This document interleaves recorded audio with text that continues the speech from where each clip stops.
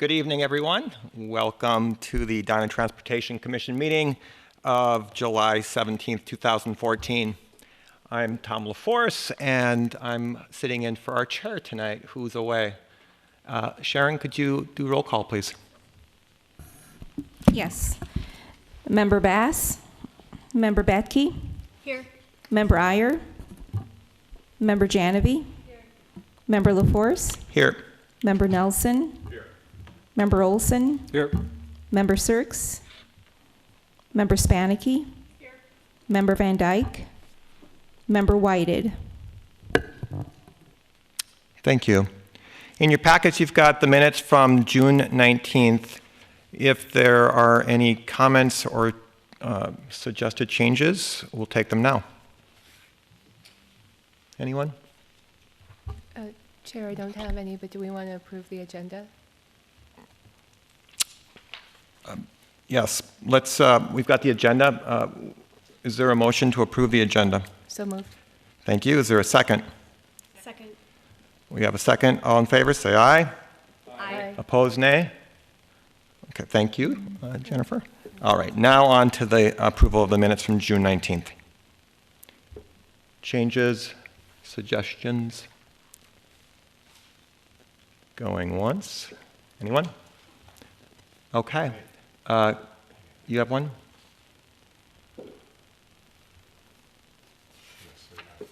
Okay. Then can I get a motion to approve the minutes? So moved. Thank you. Is there a second? Second. Second. All in favor say aye. Aye. Opposed? All right, we've approved the minutes. Moving on to item 5 on the agenda, it's the time for community comment. And at this point, it's appropriate for any members of the audience that wish to address the commission to do so about items that aren't on the agenda tonight. If you are here for something that is on the agenda tonight, and I'm thinking you might be, yes, I'm not sure we saw it on the agenda. What are you here to talk about?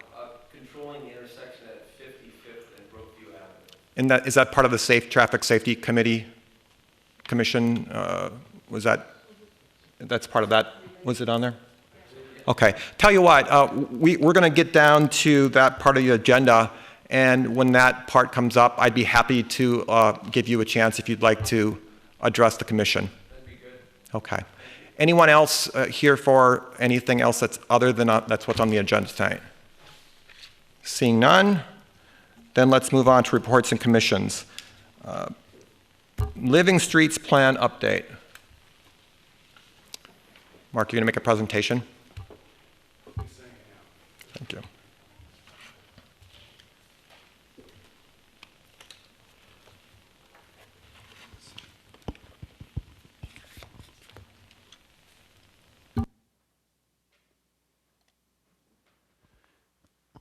Thank you, Commissioner LaForce. Members of the Commission, I would like to give a brief presentation on the Living Streets Implementation Plan that's currently in draft form and was presented to the City Council at the July 1st work session that we'll be discussing in just a little bit. So briefly, I'll just give a process update of where we've been, where we are, and where we're going.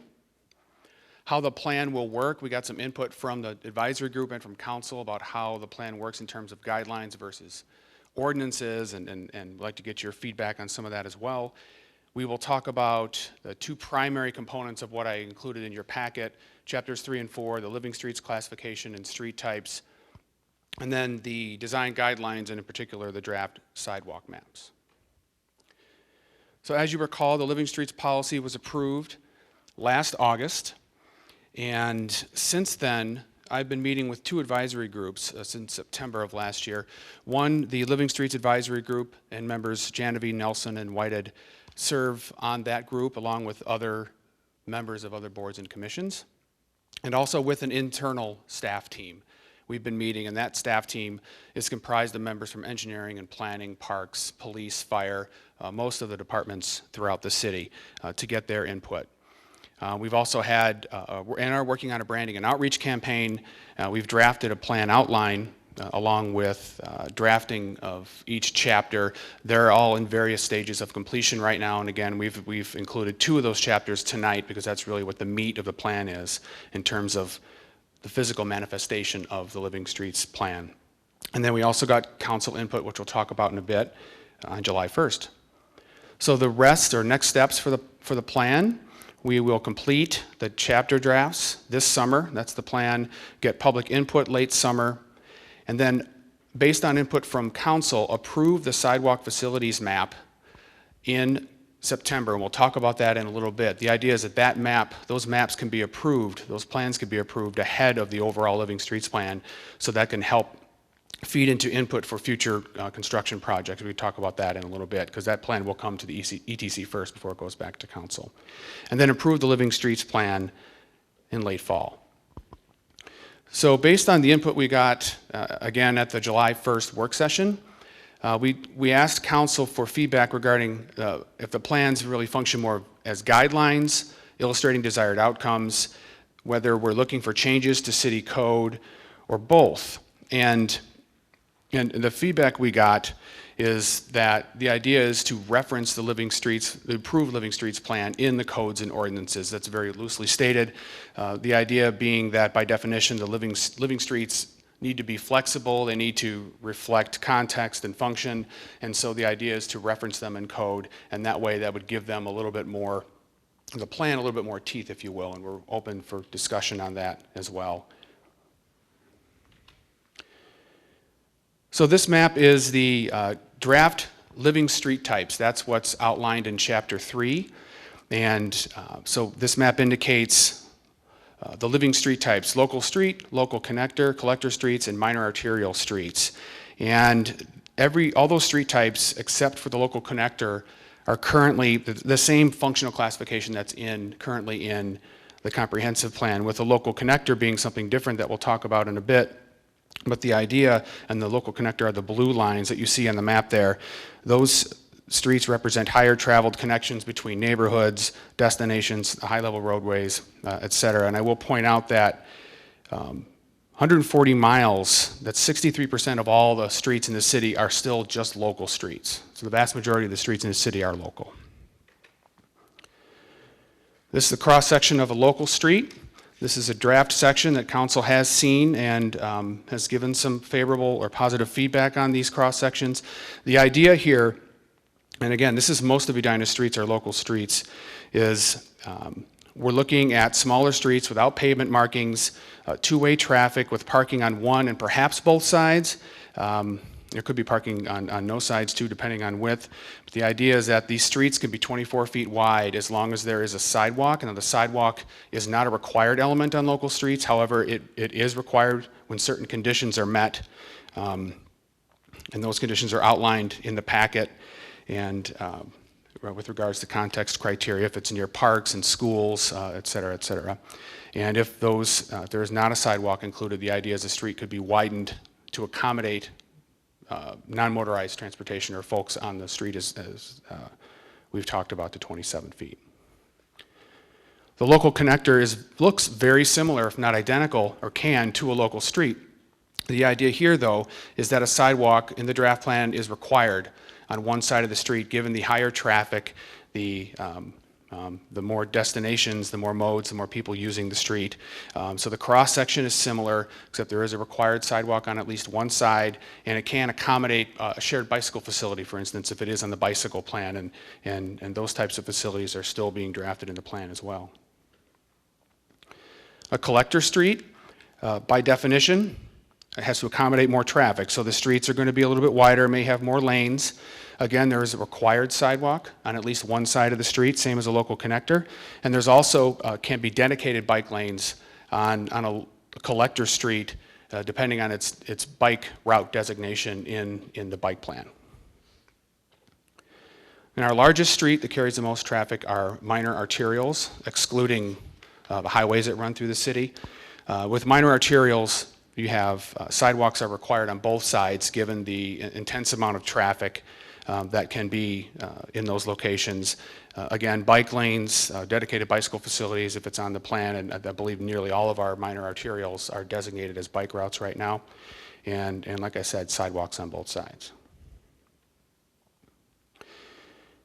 The Living Streets Design Guidelines, we've talked about this in the past. There are references to the bike plan, the sidewalk plan, and guidelines around traffic calming. And what I'm focusing now on here is just including one example of the bicycle map. This is the sidewalk map. The sidewalk facilities map that will be brought, the plan is to be brought to ETC next month to get your comment and approval to move to council in September.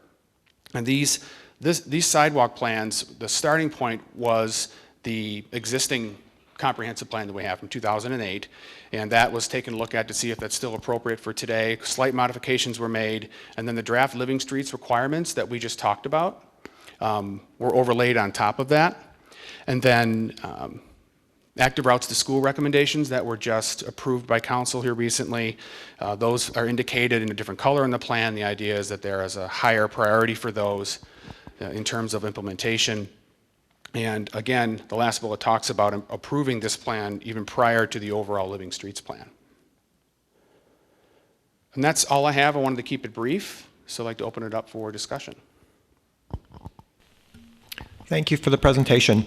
Are there particular questions you're hoping we focus on, or are you looking for comments kind of throughout?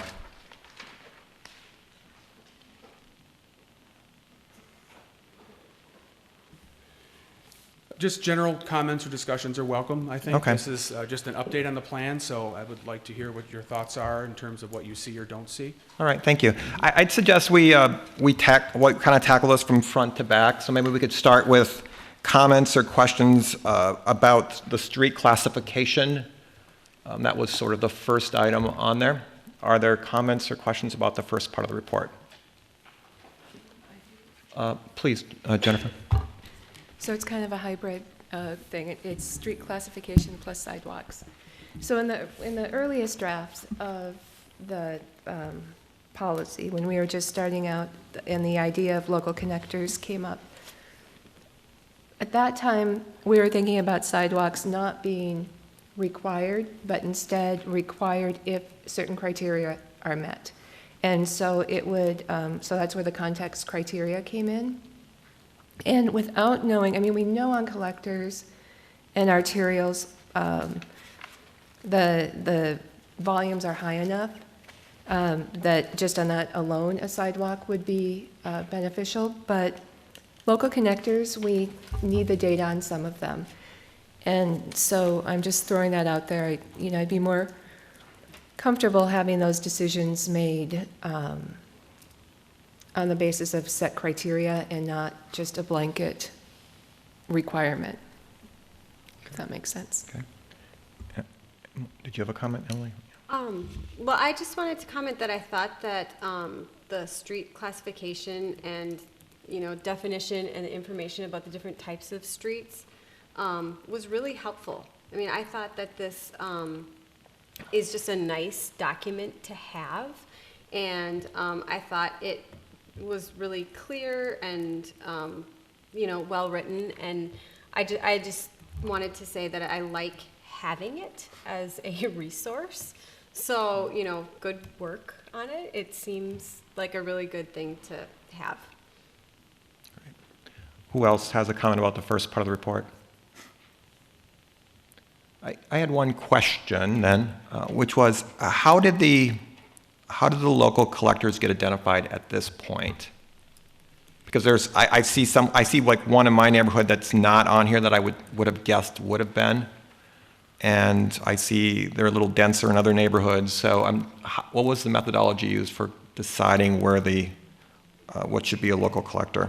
The starting point was the work that the Living Streets Working Group had done prior in the original draft. That's where the local connectors had started from. So we went through that list of streets and put them on the map, and then it's been circulated actually for several months ever since. People have been adding and taking things off, and we've been talking about suggestions about what would be or what should be local connectors, what function as, for lack of a better term, cut-throughs through some neighborhoods, and then we would reference our map for traffic to find out if that was indeed the case. Commissioner Janevi brought up that it might be a good idea to have some more data available on some of these streets to help bring to light the why we were requiring a sidewalk on these streets. But anyway, that's where it started, and we've gotten input from various groups and staff since then. So as an example, in my neighborhood, I noticed that Hanson is a collector from Vernon to Benton, and then it's a local street down to Valley View. And my experience in the neighborhood would suggest that street doesn't really change much as it kind of weaves its way around the collecting ponds down to Valley View. So I was surprised to see like that was a local street. So if I thought that should have a different classification, what would be the process I would use to make that kind of suggestion? Well, we would just take the suggestion Okay. now. I think one thing that that the plan is pretty clear is that collector, functional classification of a collector, those are the only streets that would be collectors in the Living Streets plan. So the, excuse me, the flexibility we have is the difference between a local street and a local connector for this plan. Otherwise, they're pretty set according to the classification in the comprehensive plan. Okay, all right. Let's move on to the next part of the report, which was where it was talking about referencing sidewalks. Were there comments and questions about that section?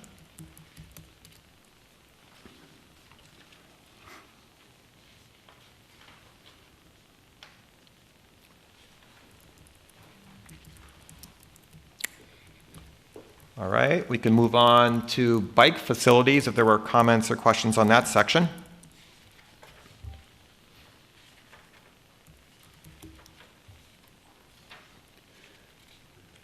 Well, I'll jump. You're getting, everyone likes it so far. All I'll right. jump in. I can provide a little background of what was discussed both at the last advisory group meeting and also at the work session with council. There were some thoughts about, currently the county is developing a bike plan, a comprehensive bicycle plan, and we've talked before about holding off just a little bit on completing that section of this plan so we can see what's coming from the county in terms of what their recommendations are, not just where the facilities are, but what types of facilities and treatments and et cetera. So that's one section that we are looking for input from the county's plan on that. So, Okay. Then the next section was, spoke about traffic calming.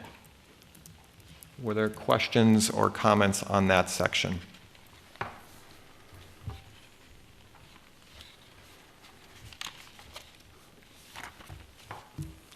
I had one, if no one else has one. It's some of the terminology, or I guess in this case it's not a terminology, but I mean the concept of a road diet. I know it's part of, I guess, the Living Streets philosophy. My sense is that this is a fairly controversial idea, and that I'm just not sure. I mean, as we're laying out the different strategies, I mean, the idea of I just think we need a better way to explain the idea of shrinking a road, because that's what people say you're doing. You're shrinking the roads, and you're taking away driving space. When I mean, I understand it, but I think when we just throw this around here, it's people interpret it as we're taking away driving lanes. Please. The example of a road diet, I'm trying to think of some near us, 50th Street, east of 50th in France, had a road diet, and where else? Lindale? Lindale had a Minneapolis. road diet. So it's only done when the traffic studies showed that how would I say this? That like the throughput is going to be just as good with one lane as with two, and traffic will function better when it's channeled in one lane. Great. Is that fair enough? Sure. Okay. Okay, thank you. Anyone else on the traffic calming measures? The last section was, I believe it was about water, right? Using stormwater management. Were there comments on that?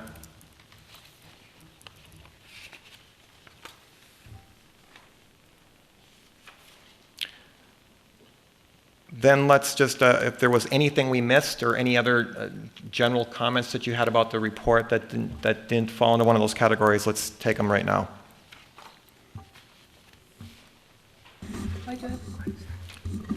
I would just say that it was generally well received by council at the work session we had with them on the July 1st, I believe it was.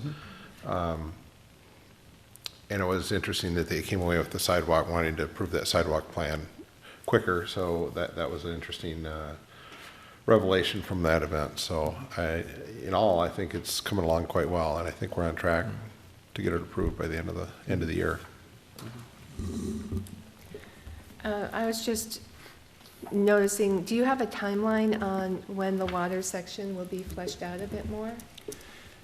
I will have to, I'll have to get back to you on that. We had some staffing issues and some turnover, and engineer Ross Bittner, who was drafting that section of the plan, was pulled over to something else, and with all the flooding we've had, that was also an issue as well, because he was pulled aside for that. Yeah. So I think the next version that you see will obviously have a more well-rounded section for that. So we do plan on coming back in a couple of months, certainly at least once between now and the end of the plan, with an update for the commission.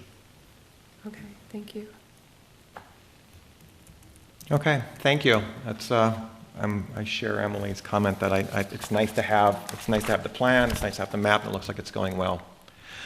Next item on the agenda is the capital improvement plan update. It's marked as an information item. So I guess I would just ask the commissioners if they have any questions or they need to provide any comments at this time, or if they've got the information that they need. If you have something, let's take it now. Please. I just had one comment. It appeared, that this is the capital improvement for the roadways and the street reconstructions. Right, anything that was transportation related. Okay, and then, I guess it wasn't spelled out real clearly that when we're looking at the years from 2015 to 2019, it references whether MSA is paying for part of it or the PACS funding.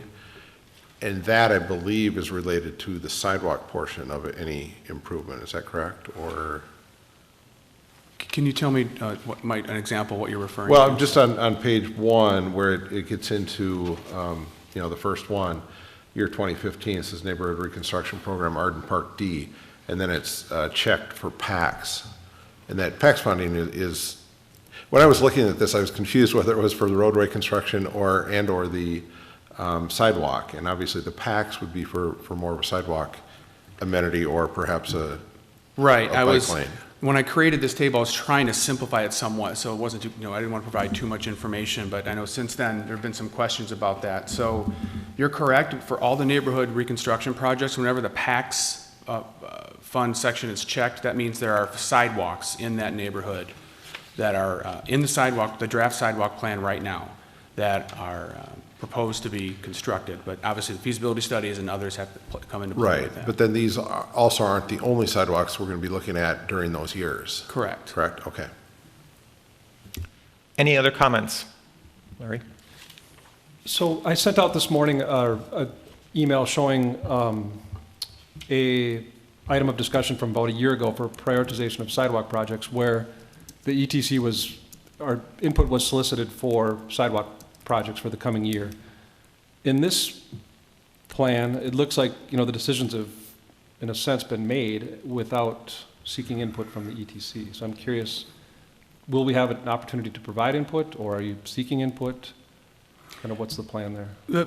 Excuse me, we're seeking input this evening. We are. This process is, it's a fairly quick one. There may not be another opportunity to get this list in front of the commission. And we were actually ahead of schedule in developing this, but for the most part, what you see there in terms of the sidewalks, for instance, those are in Those are the sidewalks that are in the sidewalk plan right now that happen to be in the neighborhoods that are getting reconstructed for that particular year. So I guess the input that you all will have in that is the approval of the sidewalk plan. In terms of the sidewalk projects that are listed that are not part of neighborhood reconstruction projects, those were selected based on a variety of factors, a lot of which are covered in that document that Commissioner Olson that you're referring to, and some of those sidewalk projects, Interlochen and Xerxes, and some of those other projects are included in the upcoming years. A lot of that was factored in based on available PACS funding, like what's left over after the neighborhood reconstruction projects are considered, which is why as the years go on, that to be determined portion gets much larger because it's harder to project out that far what we might be constructing.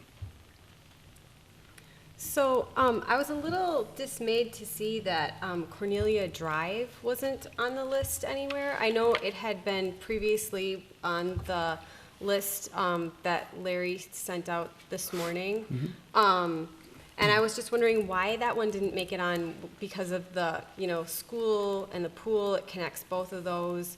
It's a safe route to school. And I think, it's important to note that a petition was circulated and that the neighbors were supportive of the project. So, with all of those things kind of coming together, I would have expected to see it on the list. One of the reasons it's not is because it's quite expensive. Okay. So that could be set aside in later years, or perhaps we could consider what we've shown with the Xerxes Avenue sidewalk and looking at building that in two halves, because that one also is close to $500,000 to construct. So that, and the Cornelia sidewalk, based on early estimates, I think it was about $600,000, which is a considerable portion. It's about half of the PACS funding. So that takes extra planning, obviously, to implement all that at one time. It costs about twice as much to build a sidewalk by itself than it does to build it with the roadway. So realizing that that roadway was just reconstructed a few years back, that's one issue. But that's something we could certainly talk about, looking at what we did with Xerxes. So is it Cornelia, because I know at one time it had been grouped together with Cornelia Drive, Dunbury, and West Shore Drive. Was it that entire project, or was it just Cornelia Drive? Just Cornelia is Okay. a number that I had quoted you. Okay. So Cornelia Drive may not even be looked at until post 2019. No, there are funds in future years after 2016 that would be available. It's just that we didn't plug that project in just yet because we want to get some more input and find out what the process is in terms of the sidewalk plan as well. Anything after 2016, not just for sidewalks, but even for the other transportation projects in the CIP, it gets reviewed every 2 years. So those projects come up again 2 years from now and get reprioritized. Okay.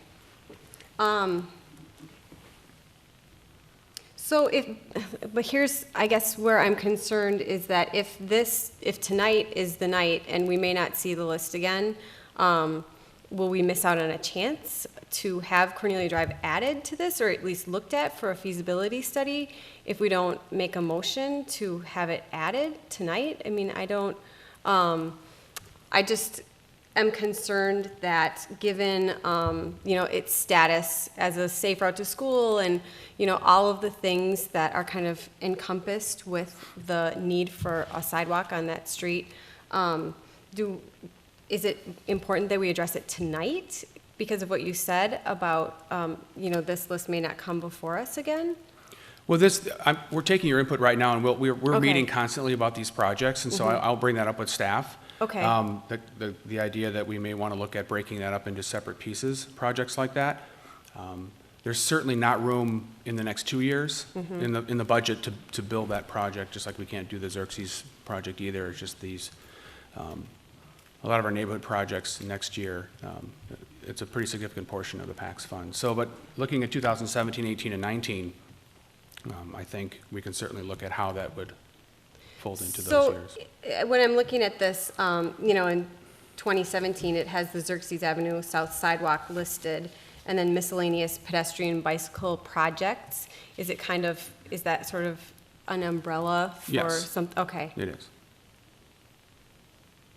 And offhand, I don't recall what that number is, but after 2016, it gets considerably larger. It goes from, maybe it's $250,000 to $500,000. Each year, it gets, that gray area gets larger, just because it's farther out in the future, and it's the kind of the way we do the planning like this.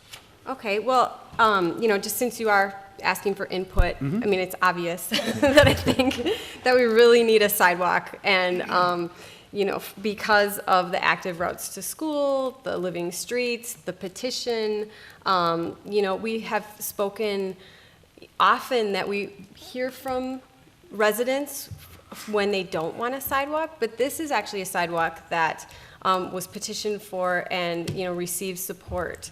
So, it isn't really true that we don't ever hear from neighbors who are in support of the projects. And I'd just like to, say that, that is a factor, and it really needs a sidewalk, so. All right. All right, I think the input has been Thank provided. you. Jennifer?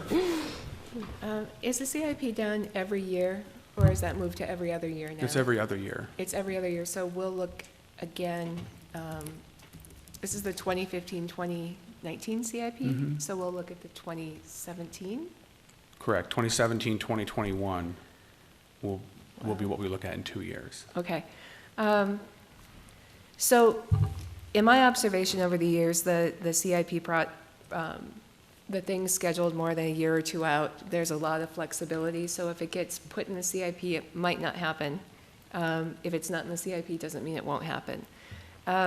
But I do think we should return to the topic of prioritization and figure out how these sidewalks, other than the ones in road reconstruction areas, and Mark just said something really interesting, twice as much to construct a sidewalk away from or separate from a road reconstruction project than with. So there's a real opportunity with those projects. So somehow if we can get that back on our radar screen and really work through that, I thought it would be part of the Living Streets plan, but the prioritization isn't going to be, or will it be? That's not etched in stone. I Okay. think we can still consider that.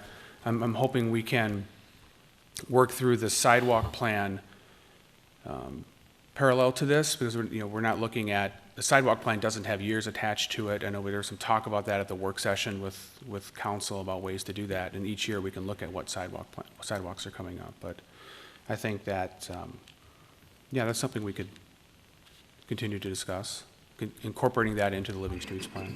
Well, and we've taken a cut at that already in terms of, and so you're asking to formalize the priority kind of standards or process? Yes, I am. So Larry had a memo distributed from May of 2013. And then in follow-up to that, I did a little bit of research and provided some history. And so we had the draft prioritization, which focused mainly on opportunity, safety, and location. And then we did, after our discussion in, I think, May of 2013, I redrafted, and it became the considerations for sidewalk prioritization, which pretty much put safety, connectivity, and opportunity in terms of priority. There's never been a consensus on whether active routes to school should be prioritized over arterial streets. And so when the sidewalk plan is put out, obviously people are going to want to know, when is my sidewalk going to be done? And we need some way to frame that for people.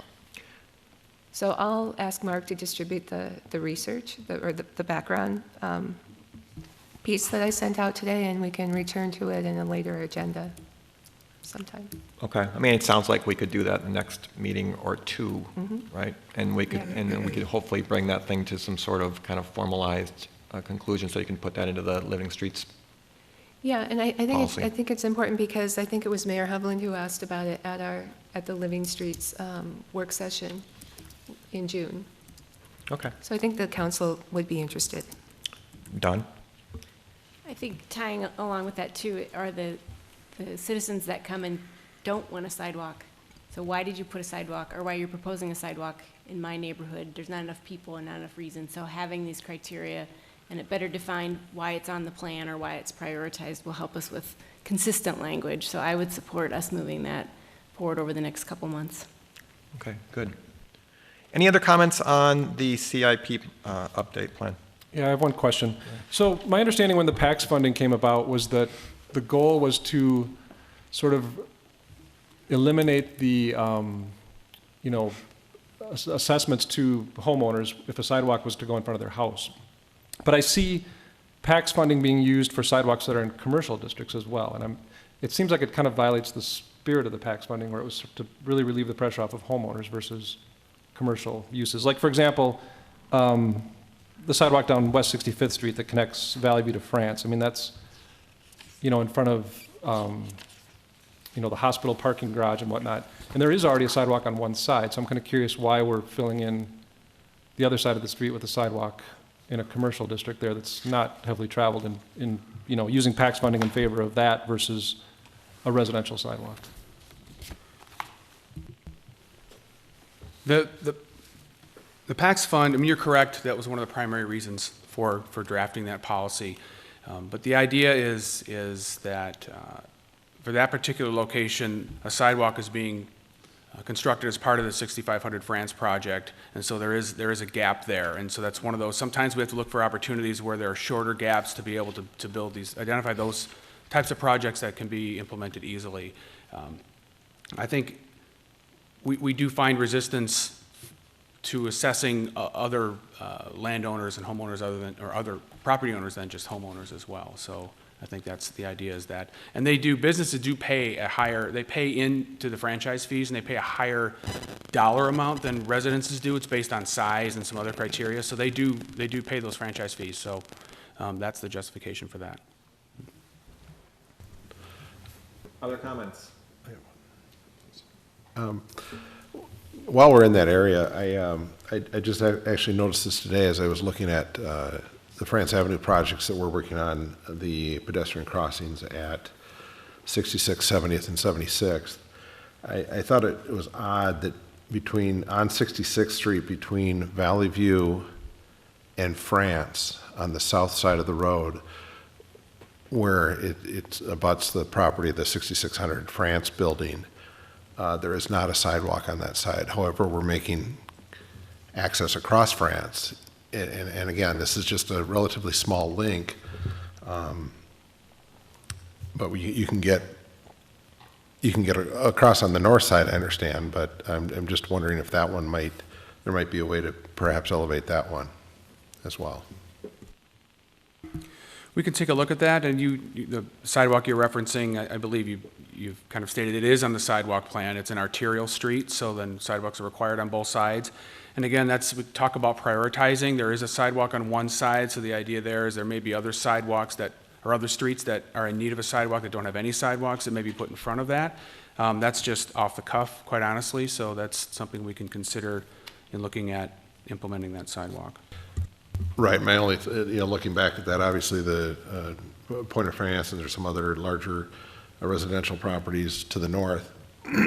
But the actual neighborhood, which we're trying to link the neighborhoods to the retail areas, the bulk of the neighborhood is on the south side of 66 there. Mm-hmm. So just looking at that, it seemed curious when I saw that today. All right, any other comments? Then let's move on to item C under reports and recommendations, the 2015 Transportation Commission Work Plan update. So Catherine asked that we start considering the work plan for the commission, and you have in your packet the existing plan for 2014 and a whole lot of blank spaces for 2015. I also noted that the council's going to be reviewing these plans on October 7th, so we have a little bit of time. I guess what I would suggest we do tonight, especially since we're missing our chair, is that we throw out ideas for consideration. I mean, we can just, if there's something on your we ought to do list and focus on list, we can collect those tonight. We can sit on them till next meeting then. That gives everybody a chance to consider them and then have a more, vigorous debate about them next meeting. Would that fit timelines, Mark? It does. I have an item set aside next month to have that, another work plan discussion, so. Okay, so tonight what we'll do, we can do actually two things, I suppose. One thing I've noted with the work plan is that we end up, especially under ongoing responsibilities, we just keep adding to the list, and we never take anything off the list. And so maybe the first thing we could do is if there's any recommendations for things we should take off the list, because they don't really rise to the level of we are focusing on it, it's just something we do. Jennifer, you want to start us out? Yes, we can take Grandview off until something happens there with transportation. Okay, so we have Grandview, oh, yep, I see it. Yeah. So she's proposing we take Grandview off, and again, we'll just for now throw these all out. We'll make all of them as suggestions, and we can discuss them further if we need to next month. We have done the bicycle-friendly community, so we can remove that. Which item?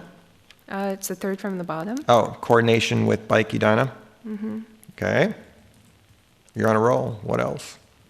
I would like clarity on the Southwest LRT to know if it needs to stay on there.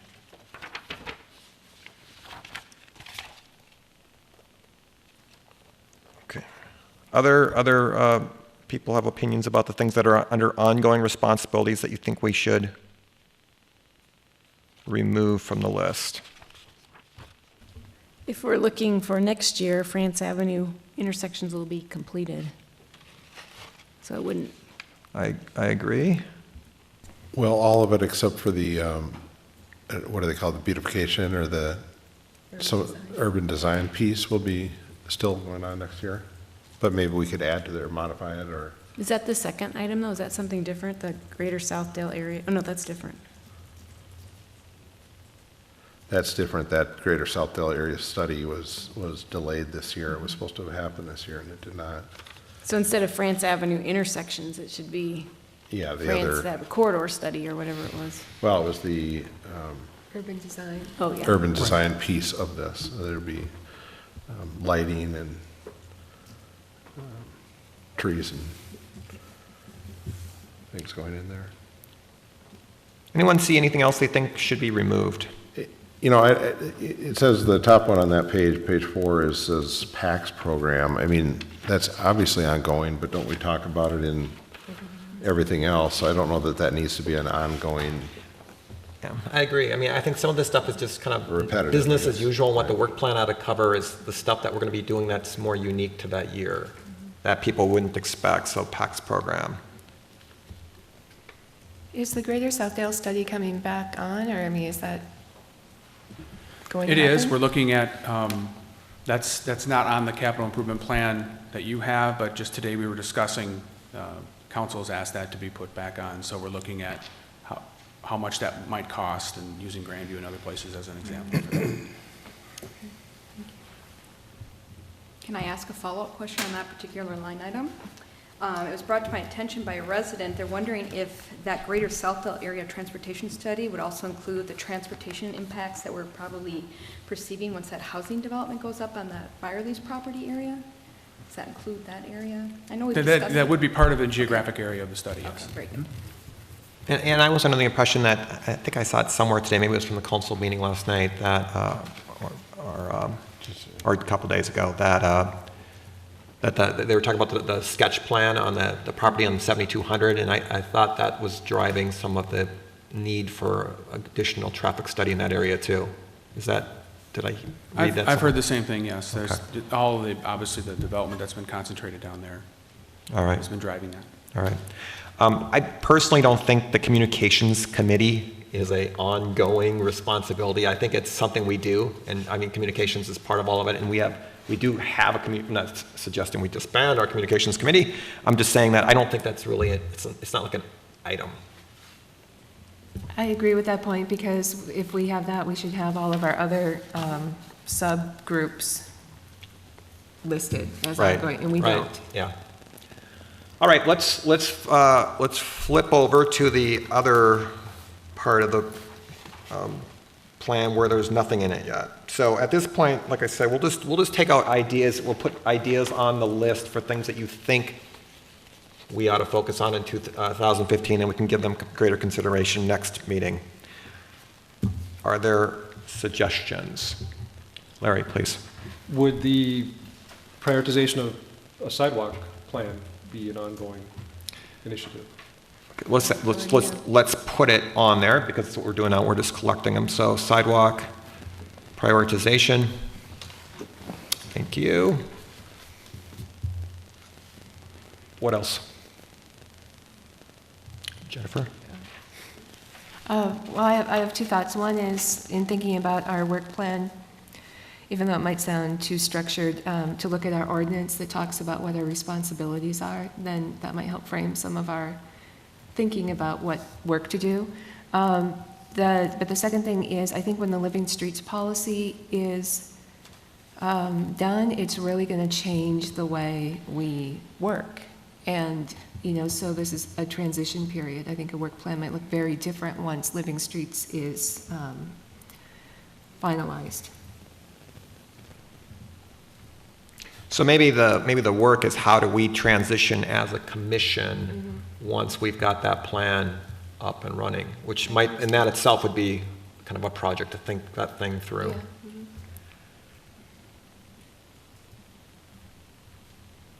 Okay. Any other suggestions? Please.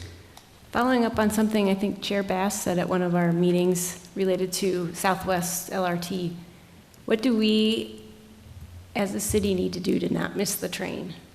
So it's not coming through Edina. How do we incorporate our transportation plan and our access so that we are still attracting people to move here because they have easy access to Southwest? I don't know the answer, but it seems like it's not too early to start the discussion. Okay, I've added that. Anyone else? Okay. So Mark, maybe when you're working with Catherine on next agenda, we can throw some of these on there, and we can have a more kind of, should they go on the plan or not, and if we need any more clarification as to what they might look like, we can do that next meeting. Yes, and I think we could, when the draft minutes are prepared for this section, we could maybe send those out to commissioners as well, so they have that Great. list to consider. Great, thank you. Okay, next up on the agenda is the Traffic Safety Committee report. This is where we're going to discuss the recommendations from the Traffic Safety Committee, and some of those involve the stop signs that I think maybe you're here for. So what we're going to do at this point, if anyone in the audience would like to make a comment to the commission about stop signs or things that are in the Traffic Safety Committee report, this would be the time to do it. We'd ask that you just state your name and your address for the record, and we'll follow the same process we use in community comment, which is, if you could limit your comments to like 3 minutes, that'd be fantastic. So does anybody want to address the commission at this point? Please step up to a microphone. Sure. You guys want me right here? On one of the sides. Either, yeah. Thanks. So I'm Adam Gildner. I live at 5436 Brookview Avenue.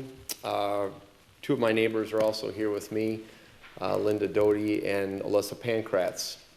And we have a purpose of being here today. We have an ongoing concern about the intersection at 55th and Brookview Avenue. I live on that corner, actually. I've been there about 2 years now. And ongoing safety concern at that intersection. Alyssa has, a couple years ago, came and tried to work to get some stop signs there. And we believe, because of the high pedestrian, bike, scooter, skateboard, normal traffic, landscape traffic, construction traffic, etc. We've observed just so many near misses, and actually some incidents that have occurred there. And what we'd like to do, we believe that we probably don't meet the criteria that we have read for what would justify a stop sign. I think it's 3,000 cars a day, 3 accidents in a year, or 5 accidents a year, something like that. But we'd like to learn a little bit about how do you, if you don't meet those criteria, what criteria would be considered to have stop signs put in at that intersection. A couple of quick things. If you look at a map, it's a bit of a, in our neighborhood, it's a natural corridor for pedestrians, bikes, skateboards, cars, et cetera. You look at how it can funnel up and get to Wooddale. You look how it can funnel down and get to those streets all south of Arden Park, better than like Kellogg and Oaklawn and so forth. It also is a natural funnel up through Arden Park. And if you think about heading north up Brookview towards Arden Park, it naturally cuts through Arden Park, how you might want to get up to 50th and France or Lunds or some of those kinds of things. So it naturally brings people through. The other side of it is there's a handful of school bus stops. There's also a MTC stop up at the end at 54th in Brookview as well. Again, back to pedestrians and lots of traffic. The other thing we've noticed too is just the high level of traffic of people that don't naturally live in the neighborhood, that are either constructing or landscaping or whatever. And there's just a little bit, you can tell there's, as you watch those near misses, there's less of an awareness that that's what I would call more of an uncontrolled intersection. And I guess the last comment I'll make, one of the things that kind of brought this to light was Linda's daughter was in an accident. She was on her scooter, was hit by a car just in the last couple of weeks. She's okay. A few kind of nagging things, but that sort of brought this up as well after I'd seen so many near misses. And hopefully we don't have to wait for 3 accidents to happen. I think we're already up to 2. And, but really what I want to do, give you guys a chance to ask questions, but really solicit feedback as to how we would go about, if we don't meet the 3,000 cars or the 3 accidents a year, how do we kind of push things forward? Because there's probably some way to get around those criteria. And I guess I would ask you two if there's anything that I misstated or you think I messed up or you want to add at this point. No, you did a good job. Yeah. Okay, all right. All right. Thank you, Mr. Gildner. Sure, sure. So what we'll do, is there anybody else who'd like to address the commission on the issues that are in the traffic safety report tonight? Please, you can come on up and again, state your name and your address, and we'll give you 3 minutes to tell us what you want to tell us. Sure, and I was under the impression there might be a camera overhead.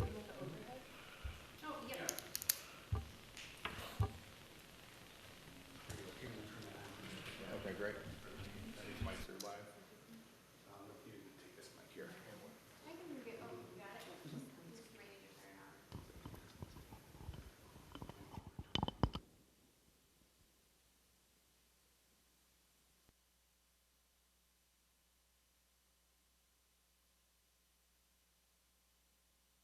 All right, thanks. Good evening. My name is Dan Caton. I live at 5101 Juanita with my partner Megan and our 2 sons who are in elementary school. Thank you for being here this evening, commissioners, as well as city employees and fellow residents. I'm here because I have a picture here. I don't know if it's going to show up too well, but the reason I brought this issue to the table is partly a nuisance one, which is, this is my dashboard. I'm looking north on Indianola. Don't know if that'll come in. Sorry, north on Indianola. You can turn east to head to Lunds, west to head to City Hall. And this is a typical situation, not just at the intersection of Indianola and 50th in the afternoon during the high traffic period, but also at Arden and Bruce, which are just to the west of Indianola. Given I have 3 minutes, I thought I would move quickly to a picture telling hopefully 1,000 words.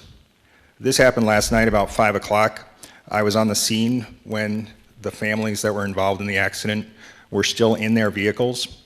There were 2 preschoolers in this van along with their nanny. In this large SUV, there's a mother and her teenage daughter. And I'm very concerned that this type of incident will be repeated And I don't know if we want to get to 3 of these accidents before action is taken.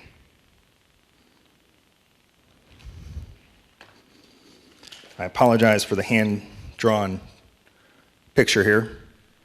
But what I'm trying to demonstrate is that when you're heading eastbound on 50th in the rush hour, you kind of have 66% of the road, in my rough estimation, heading in that direction. And it's enough for 2 cars at St. Stephen's to be next to each other. As you move closer to 50th and Arden, 50th and Indianola, et cetera, that lane narrows as demonstrated by this lane here. And then there's a yellow traffic painted area, and a lot of people are very tempted to continue that second lane of traffic over this painted area to make it to an additional lane that appears there. And in addition, during the rush hour, this entire area is bumper to bumper, many times full of people checking their iPhones and other personal devices. So it is concerning to me that these handful of intersections, as well as the uncontrolled road narrowing, is in place today. And while I would love to minimize the nuisance of being stuck in my neighborhood, I'd much rather be stuck than worry about the kind of incidents that happened last night. I think we've talked a little bit about how these streets are used tonight in terms of the living streets model. And certainly in this part of the 50th and France neighborhood, it's very heavy usage. And it's not just commuters coming home who are anxious to get home and see their families. It's people who are home, kids, bicyclists, et cetera. And it is a difficult environment in which to navigate with all that's going on. So while I appreciate the recommendation from Mark about moving a sign that says do not block the intersection at Indianola and 50th, I think there's a broader issue that should be put on the radar here and looked at before we have 3 accidents. So thank you very much. Thank you, Mr. Caton. Anyone else want to address the commission this evening about these? I'm sorry. Please step up to the microphone. A little bit braver. I'm out of order now, but I live across the street from Adam Gildner. And my name is Alyssa Pankratz. I live at 5429 Brookview Avenue. And I just wanted to point out, I went through this process in the summer of 2010, talking about that same intersection.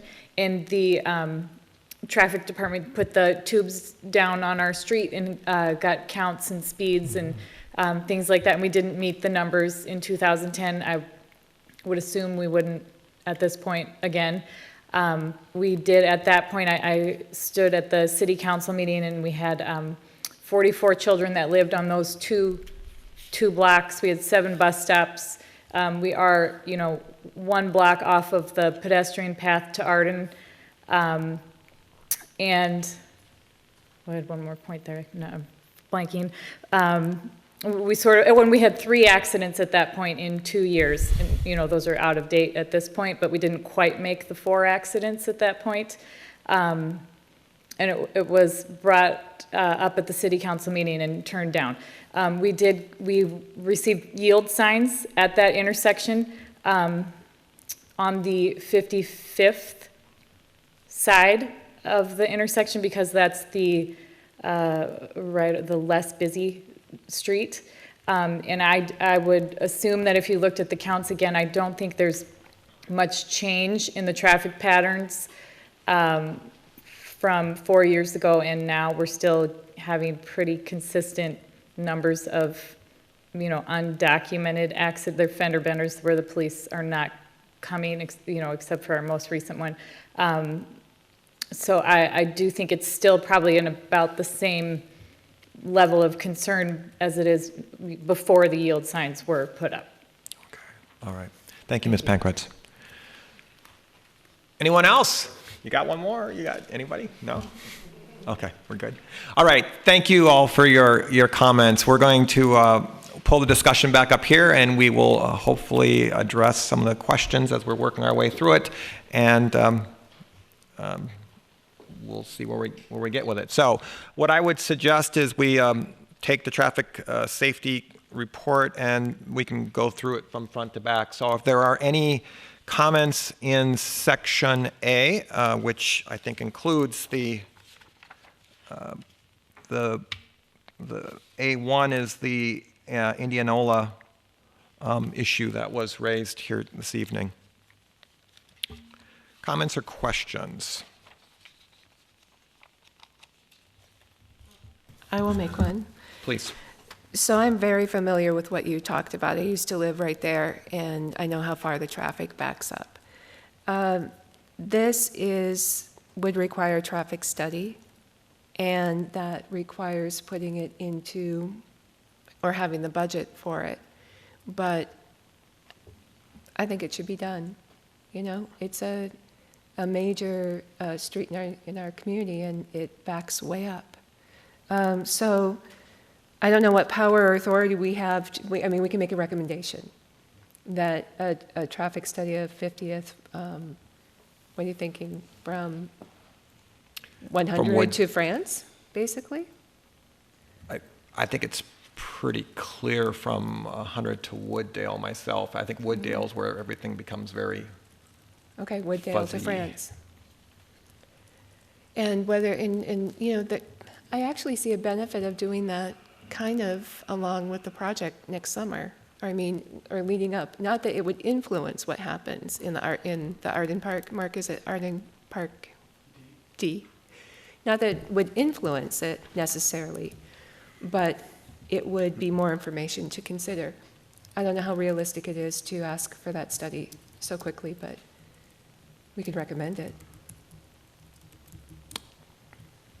Well, right now, what we're trying to do is to decide what to do with the traffic safety report. That seems like we could make an additional recommendation if we'd like. I mean, so we've got the traffic safety committee is, what's their recommendation? Is to Move the sign. move the sign. Do you have a point of view about that? Yes, I think it's appropriate to move the sign, but it's not enough. Okay, so what do others think about this particular item, since there's probably a couple different things going on here? Yeah, Emily. I am familiar with that spot too, especially at rush hour. And it's a very nerve-wracking drive when it gets so backed up and when the cars are converging. It always makes me really nervous in that spot. And I think it's a really reasonable thing to maybe request that traffic study. I think we're all probably pretty familiar with how dicey it can be right there. So I think I would support that. I think part of the problem with this section is just the ambiguity. It's not, is it marked as one lane or two lanes? I mean, we got two lanes coming in, and then what happens at Wooddale? Are there markings? Or does it say merge? There's a merge sign. But it's really hard to pull that off sometimes because people are going as far as they can And then in you two have lanes. to split off again to make the right turn right by Lund's. Yeah. So you're only really one lane for a little while, and then it kind of comes and then vroom again. Okay. Don? I'm curious what we're trying to solve with the traffic study. I mean, are we talking about throughput, safety, reduced congestion? I mean, that's different than, here it says, keep the intersection clear. They say yes. Great, I approve that. But we've gone down a whole nother path, so. That's why that's two issues. Yeah. It is two issues, but it's the issue that was brought to us tonight. So the traffic safety report deals with a very limited issue, and that's keeping the intersection clear. But the context is larger, and that's what was brought to us tonight. Yeah, I just want to, if I may, point out that this was part of the Bike Boulevard project along Wooddale, and then it was supposed to come along 50th, and I think we pulled that out a couple years back. because we didn't feel it was safe to have a bike lane through this area. There's no room. So, this is something we've known about for a while, that there's, it is a congested area. And yes, it is a separate topic, but I think we need to, push for that study. And then pinpoint what we're looking to get out of that too. Is it, are we looking to get more cars through that area? Less? Obviously it's a safety concern. But. So I'm hearing agreement on the recommendation that's in here. I'm also hearing what sounds like the beginning of a motion for something additional. Is there such a motion? Can I just make one comment? So tonight on my way here, coming up Wooddale and taking a left onto 50th, it was backed up all the way to City Hall. I mean, is France to Wooddale enough for a study? Should it go further? I mean, that would be my only comment. So does anybody want to make the motion or a motion regarding this? Because we are moving off the traffic safety report recommendation into some new recommendation possibly. Well, it's really an issue from probably 35W to Crosstown all the way down Vernon, because it's really used as a cut through. So it's a much broader issue than right here, but this is where there's a specific pinch point that there is an issue within our city. Obviously, east of France we can't do much, but I don't know how far we go, because another point I'm going to bring up later is the part, well, in this same traffic safety report is the 2 requests for a stop sign at off the Crosstown and Gleason. So, and that's really the issue. It's coming. It's using that that road to cut through, avoid Crosstown and avoid 100 because of all the traffic.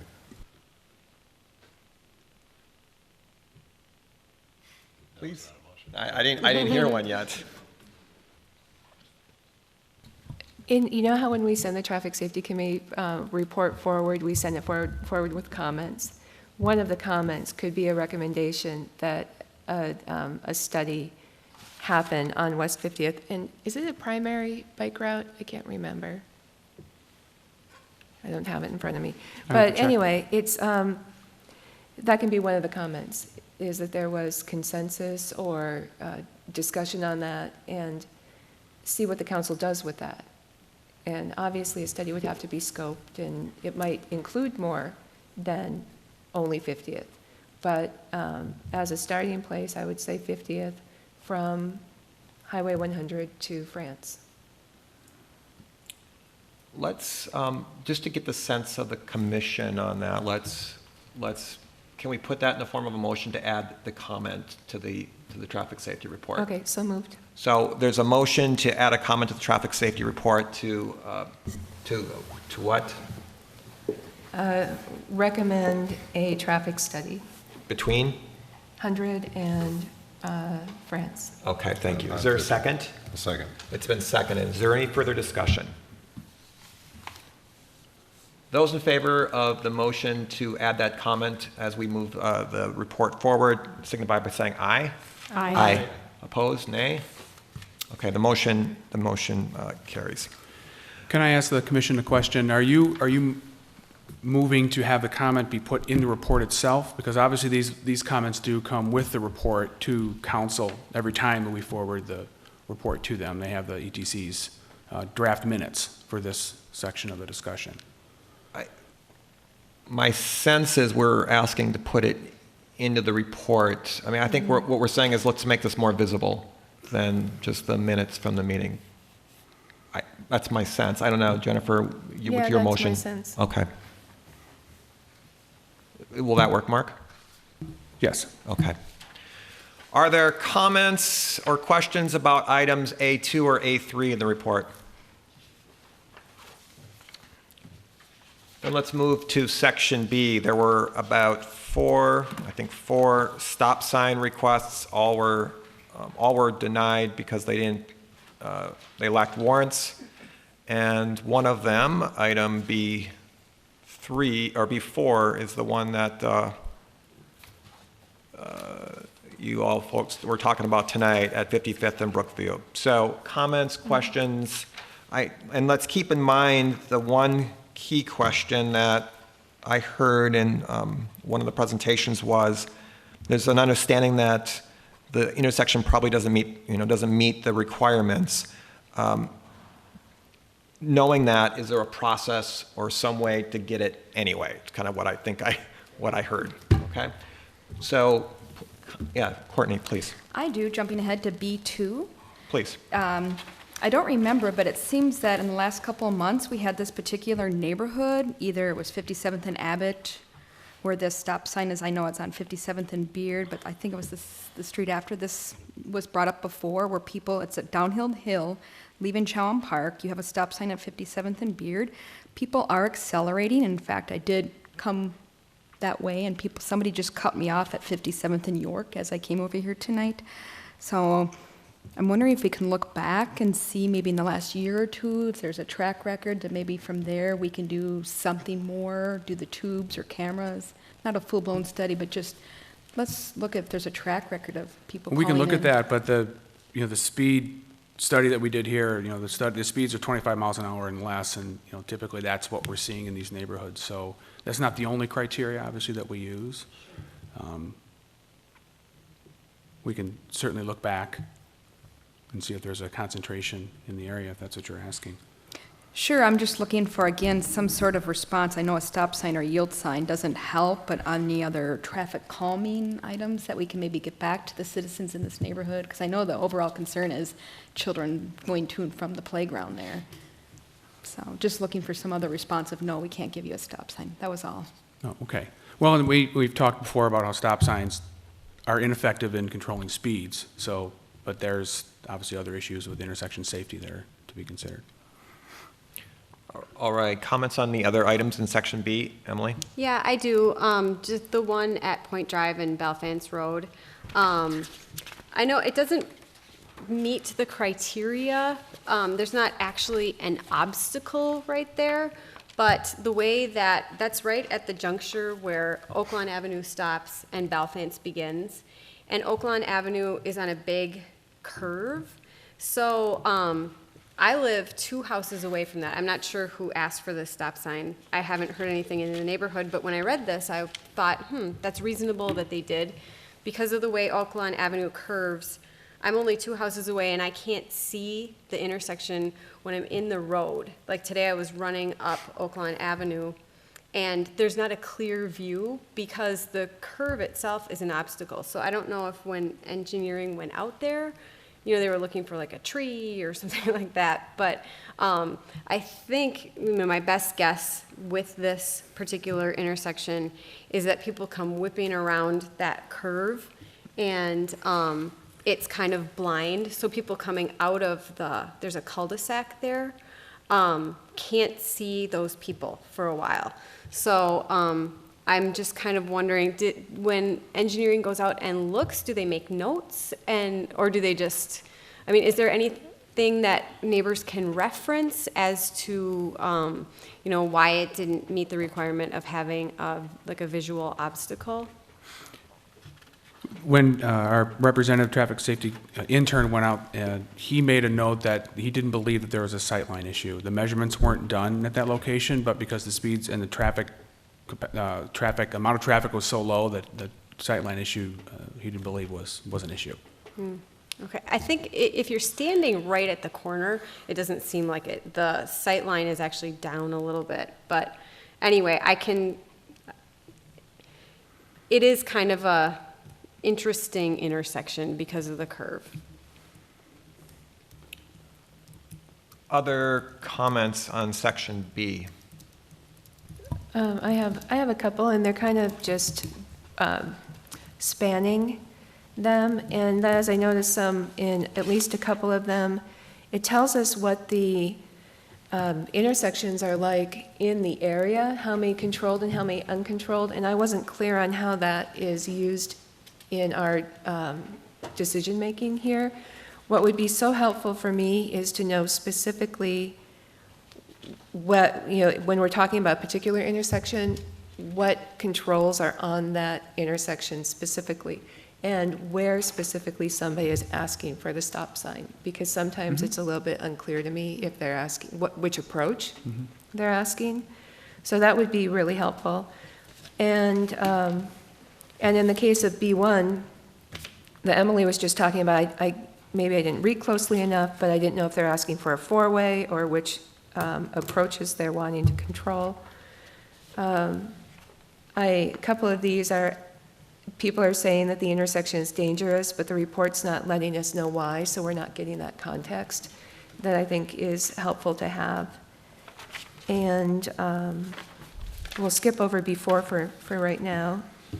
And then the other thing is, we're talking about stop signs, and there's that saying, stop means stop, and it's not used in this context, but it does mean stop. And it seems like there's a tolerance for rolling stops, and rolling stops don't really help pedestrians or bicyclists. So, you know, stop sign compliance seems pretty horrible when you take the rolling stops out and you count just the full stops. And so, long story short, B5, I wondered if maybe a reflector on the post might be at least something that could help. They were asking for an electrified stop sign. Were they talking about maybe the things that ring the stop sign, or do you know? They were initially, this Okay. requester was, and then they're also looking at the flashing red beacon. There's something else that came up too, which typically isn't applied in a situation like this. So their request is being denied, but maybe a reflector on the post, you know what I'm talking about? That might at least make it a little bit more visible. Be something. And this is right across from the entrance to Creek Valley, is that correct? Yeah, it seems, I thought it was odd too to mention that 96.4% of all vehicles on Gleason either made a full stop or a rolling stop. And then later referencing that that was very high percentage, and I was just shocked. I mean, like 100% would be, you know, acceptable, you know, a lot less than that, and nearing 5% less than that doesn't seem acceptable. Other comments on section B? I'll make a comment on B4, which is the sign at 55th and Brookview. On my street, over the last, gosh, I don't know how many years it's been, we've had 2 stop signs added. And it has greatly reduced traffic speed on my street. Even if people don't stop and do a rolling stop, they are slowing down, obviously, very significantly. You know, you've requested this twice. I mean, I think sometimes residents know their neighborhood better than, you know, because they live there every day, than sometimes what, you know, a traffic study or staff might see. So I would make a motion to approve, or make a comment to approve a stop sign at this intersection of 55th and Brookview. Okay, so there's a motion. There's a motion to, on item B4, I guess to reverse the recommendation from the Traffic Safety Committee and approve a stop sign, or I guess we would recommend it to the council to approve a stop sign would be the motion. Is there a second to that? I'll second. Okay, there's a second. Is there other discussion then on specifically, let's keep it to B4 then right now, because that's where the motion is. I guess I have a question as to where that should be. Should it be on Brookview, or is it replacing the yield signs with a stop sign that are the yield signs that are currently on 55th? I guess I'm not fully understanding. I mean, I understand there's been a couple accidents recently, and the neighbors are saying it's a dangerous intersection or dangerous area. And my guess is that if more traffic is on Brookview, that the slowing down may want to happen on Brookview. I don't know. Caitlin, can we see that or broader or not? Larry, in your motion, did you have a more specific opinion about the placement of stop signs? Well, Caitlin's pulling that up. Where was it? Brookview and 55th?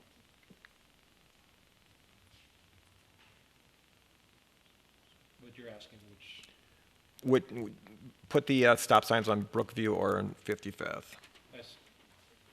I assume the request was for a four-way, but I could be wrong.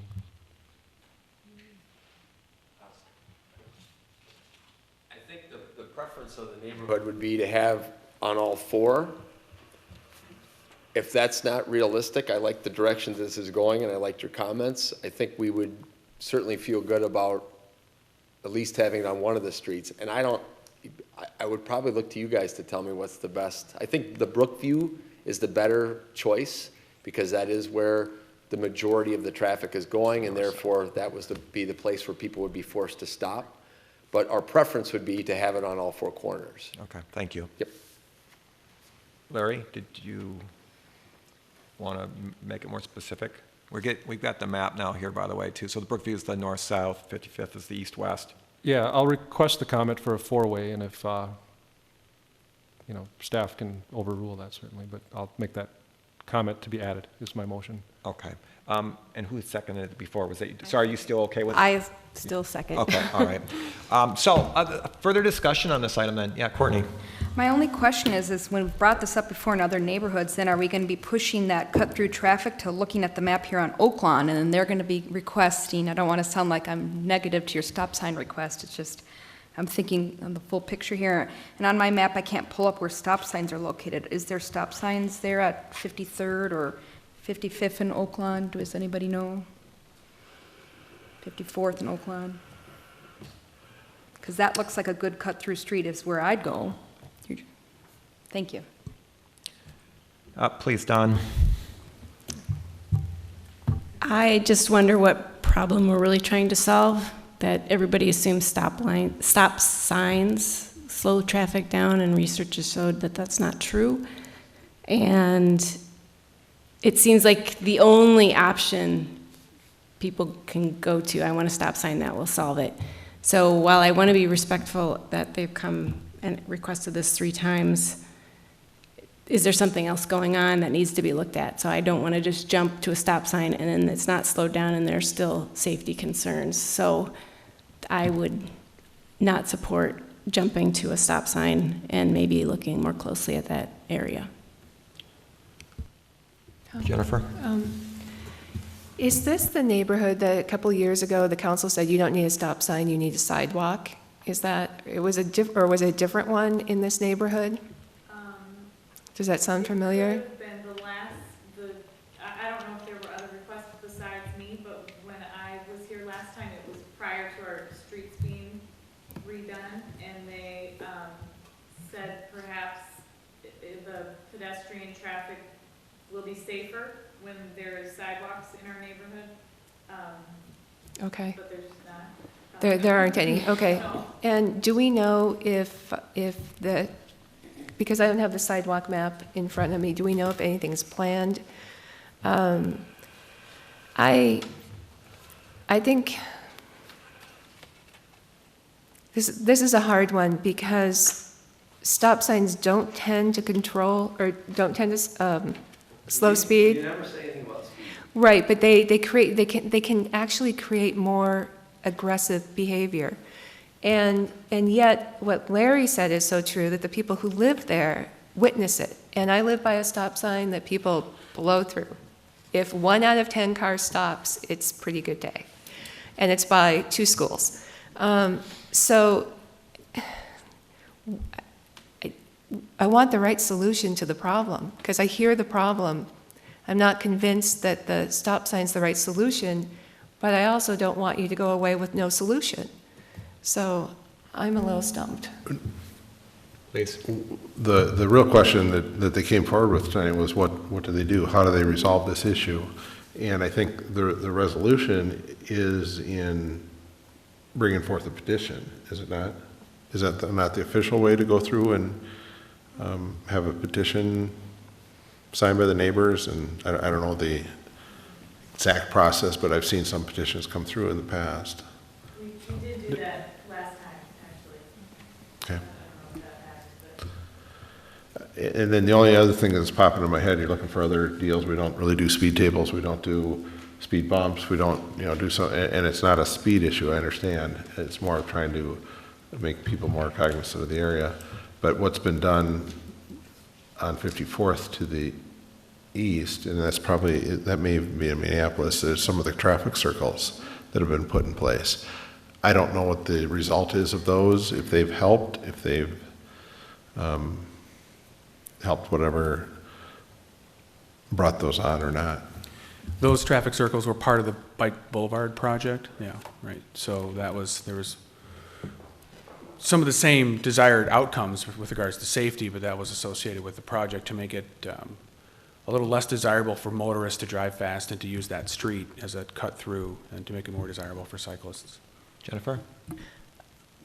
I think that's an interesting idea. And traffic circles can be placed, like you can make like temporary ones and test it out and see what happens. I think you can also put a stop sign in temporarily, but it's never coming out if it gets put in temporarily. But a traffic circle, depending on I don't know anything about the intersection size. I have the measurements, but I don't know how it would fit. But I think that's an interesting idea. Yeah. Or some other traffic calming. You know, there are lots of different things that you can do.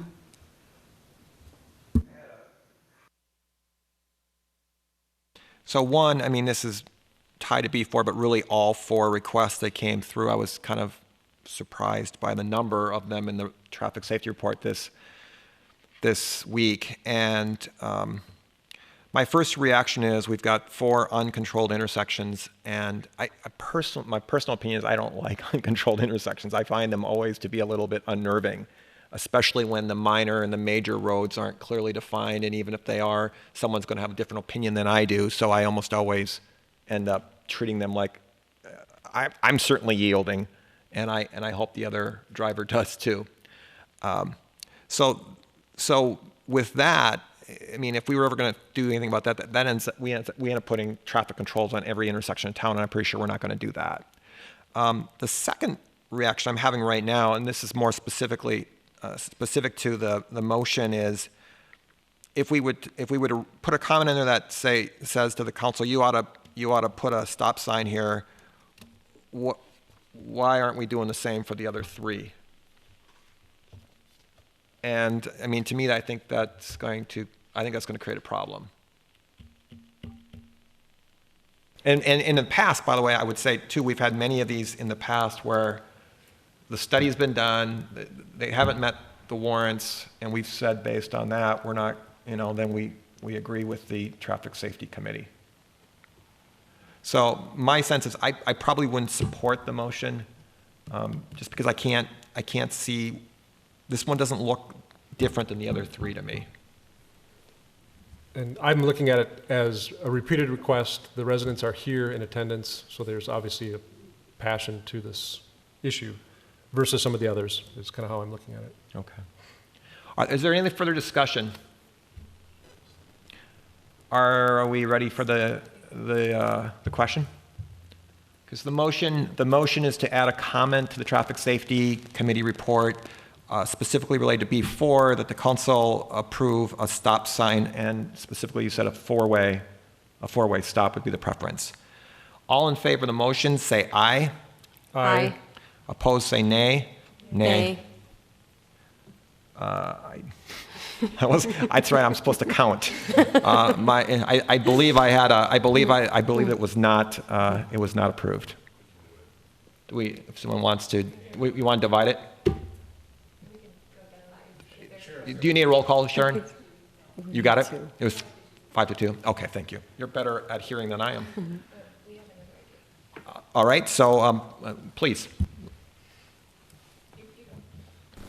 Well, my thought was to request that 4 or B4 get moved to section C, requesting them move to section C for have the staff do further study on this particular intersection, since it was brought up several times. The residents are here.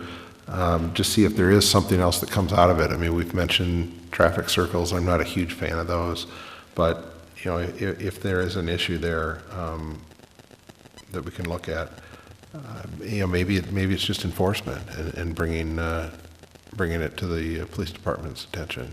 If there's, again, it's not speed, but if certain cars aren't yielding or whatever, they can, I don't know what the answer would be, but maybe for further study, and we can look at it again when staff comes back with that. That's my suggestion. A suggestion or motion? That's my motion. Thank you. Is there a second? Jennifer seconded it. Is there further discussion on the motion? I have a comment. Please. Then if that's the case, I would like to request to move B2 also to that section. This is something that's been brought up before, as I stated earlier, that this neighborhood, I brought this up last time, that this issue for this particular neighborhood is a grander issue. It's been brought up. Jennifer and myself said, well, maybe this should be a grander transportation study recommendation. I feel this is in that same Chowan Park neighborhood. We discussed this last time. Thank you. We can do it one of two ways. You can either accept the amendment, or we can deal with them separately, which probably would be easier. I want to make a clarification about when we move something to section C, then the denial is no longer, it's not in the part of the report it's no longer a denial. It's a continuation. And the goal here is to find a solution. And, that requires some study. But I'm not thinking it requires a study like the Chowan Park neighborhood requires, or 50th. Those are bigger studies. So depending on staff's workload, maybe something could happen. Those requests were specific to stop signs, so staff did the analysis to determine whether or not a stop sign is warranted. So to move it forward as a C item, is we can look at further study, but we could set up cameras and look at pedestrian traffic, but there's still nowhere near warrants. So it's just, I could tell you right now, I don't think in my opinion, it wouldn't meet warrants based on that alone. We can look at some other things, but based on the city's policy and deferring to the state's warrants, that's what we've been going by. Well, specifically, I think it would be good to have pedestrian counts and bicycle counts. It sounds like there's a lot of activity. And then also consider a traffic circle and see what kind of acceptance that would have. It's not for everybody. And, revisit it again. So the motion is is there further discussion on Paul's motion?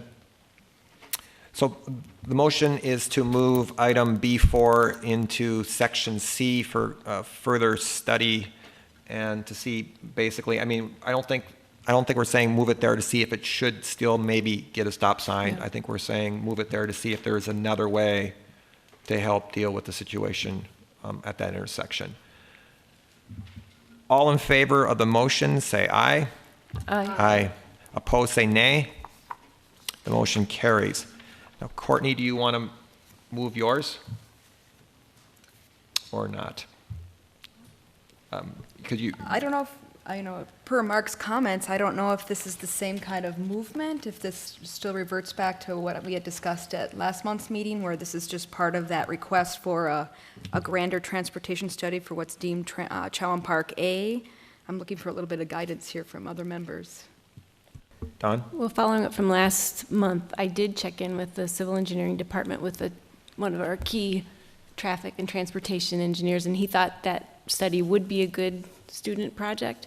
I have not been able to connect with the person that leads the capstone, so it would require probably one of the city engineering staff to be the mentor, but he thought it would be a great project. So I think we can still pursue that option, and so it might not require the amendment to this report. Okay. I am okay with that. Thank All you right, so much. you. Any other discussion on section B? I guess I did notice as well that there were a lot of requests for stop signs. And getting back to the issue that some of the requests are vague, and that people request stop signs when stop signs don't really work. But I don't think your average person would know that. So I think they're just trying to do their best to, alleviate some of the traffic issues. So I'm wondering, when a person calls and they say, we have this problem in our neighborhood, if there could be some kind of like refer them to something online where there are specific questions asked so that they know what to say. I mean, so often if you call, you just don't know what to say. You're like, there's a problem and people are getting hurt. You don't really know that you need to say which side of the street. You're sort of hoping the city will know that. So if there is some way that we could have a questionnaire or something that would define what we need to know from the residents, because I think people are really, really just trying to make Edina safer. And I so appreciate you coming down and taking your time and letting us know what it's like in your neighborhood. And if we could help them out at all, just to know what to say, the information that we need, I think that would maybe help the traffic report be more clear. I'm talking a lot, but I would love to add that to our work plan, some kind of standardized intake, so that exactly for the reason you say. Yeah. Yeah. Let's do that. We'll add that to the list for next time. Let's clump sections C and D together. Any comments on the last half of the report?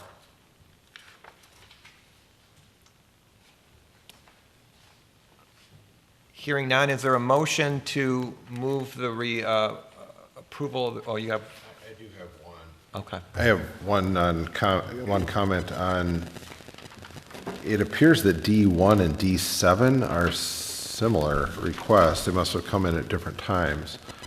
But again, the D1 states request was made for a stop sign on Gleason at 62. Citing long delays to exit the freeway, requester was referred to MnDOT, who has traffic jurisdiction in this location.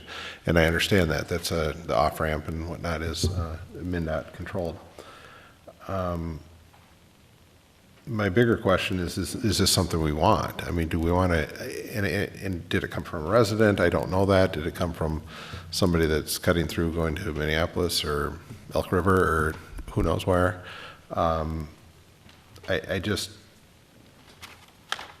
This is what I brought up before, and I said this is a bigger issue, is I've come that way too, and I try to stay off crosstown around those hours because it backs up so bad, and it just forces you to want to get off and go somewhere else.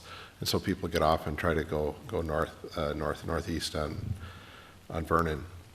I guess it's just a comment. Is that what we want? Do we want them to call and that's the right thing to do, but do we want MnDOT to put a stop sign there too? So my question more is, as a council, as a commission here, do we want to promote a stop sign there or some kind of traffic signal at that location? And I guess my question to staff is, would something like that encourage more people to get off so it's easier to get through our city, or it would make it easier for residents, but would it make it more favorable for people cutting through too? Just simply a comment, so that's all I have. I will say that I did have a brief conversation with someone at the county. A county engineer called me asking for the city's input on the situation with the crosstown and how it's affecting Gleason and trickling down Vernon as you go north. And I did share with him those items, those requests, those concerns we had from residents, and they've had some concerns as well with regards to that particular intersection and sight lines and being able to turn left at that location. So I believe the county is looking at some of those key points in the area, doing some traffic counts, traffic studies. But that's all I know right now. And not to drag this on any longer, I'm sorry, but it's a similar deal that is going to be studied, I believe, next year or maybe this fall at Tracy and Crosstown, where you're coming off when you're traveling westbound and you make that loop to get off near the fire station, sight lines, and actually traveling the same way on Crosstown and getting off and traveling east on Crosstown and going to the north. Very difficult sight lines due to the bridge and how it's shown there. So I think there's a couple areas that are going to be, that's going to be looked at with the reconstruction of the area of Tracy just north of the crosstown. Correct, yeah, that study will take place next year. We've already started working with a consultant looking at some of the issues to the south of the crosstown in combination with the 9 Mile Creek where it crosses, or will be crossing, I guess there it's Valley View as you head south. So we've already begun looking at some of that. I believe we're ready for a motion to forward this Traffic Safety Committee report with the comments that we noted tonight. Is there such a motion? Thank you. Is there a second? I second. Second, great. Any further discussion? All in favor, say aye. Aye. Opposed, nay. Motion carries. All right, we're moving on to updates. Our student members aren't here. Edina, a Bike Edina working group. I believe we had an extra document that was at the desk this evening. Please, Jennifer. Okay, thank you. So you have two recommendations in front of you that came from our meeting last week. The first one is to appoint a new member. And now that Bike Edina is a working group, the process is that Bike Edina recommends and the ETC appoints.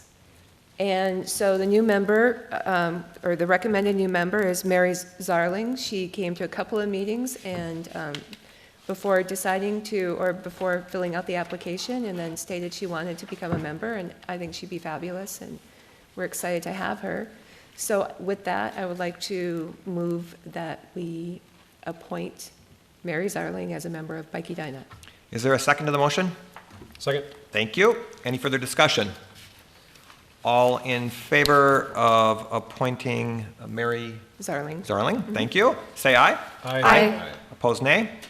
Motion carries. Thank you. Thank you very much. Recommendation number 2. Yeah, recommendation number 2, I'm not going to ask for any kind of action on this tonight unless people are comfortable with it. It's, in looking at the code again, the code has this provision, which I mentioned last month, that you can't bike in a city parking lot, or parking ramp, but parking lot that would include surface lots that include, trying to access the bike parking here by driving on the drive aisles in the parking lot, or going to a park and, driving through the parking lot to get there. So the recommendation that came out of Bike Edina is that the existing ordinance, section 24-395, that's the definition of parking ramp, 24-399, be modified by deleting the word bicycles. So that's the recommendation. And you're not asking for action tonight. What would be appropriate? I'm thinking maybe we could ask staff to check to see if there would be feedback or questions or concerns from staff on this, or what would be the right move? You could do that, and staff would include the attorney and others, that administration would be involved in looking at that, I would guess. It's not That seems like that would be useful information to get that feedback before we take any kind of action on it. Okay, or it could work that way. It could also work that we make the recommendation and the ultimate decision is the council's, and they would have the advice of staff and the attorney at that point too. It's just people's comfort level. What do people think? Do you want to make this tonight or wait? Dawn? I have a question. I understand where you're coming from to strike bicycle, but how do you justify just bicycles and not some of the other things listed? So if I'm taking my inline skates here. Yeah, I hear you, and there are some sections of the code that do apply to skateboards and scooters that don't apply to bicycles. So I personally think that these are modes of transportation for some people, and the code should be reviewed. But for Bike Edina's purposes, we're focused on bicycles. And we know that people are using their bikes for transportation, and they really only have the option of they either go in the parking lot or they go on the sidewalk. And somehow they have to access the bike parking. I get the intention and agree with it. My preference would be that we do get the advice of, staff and legal counsel and all those folks involved, just so that before we suggest to the council what they ought to do, I'd like to hear it first from them, get some of that kind of advice. And I guess I would prefer they look at that whole section, 24-399, because scooters can mean a wide variety of things too. I mean, they could be motorized, non-motorized, fold up into, where somebody could just fold it up and carry it with them once they got to where they were going. I don't know. So maybe they look at that broader section too. So if staff can get that done, can we have that on the agenda for next month? Or would that? Yes. Okay, thank you. Any other updates from Bike Edina?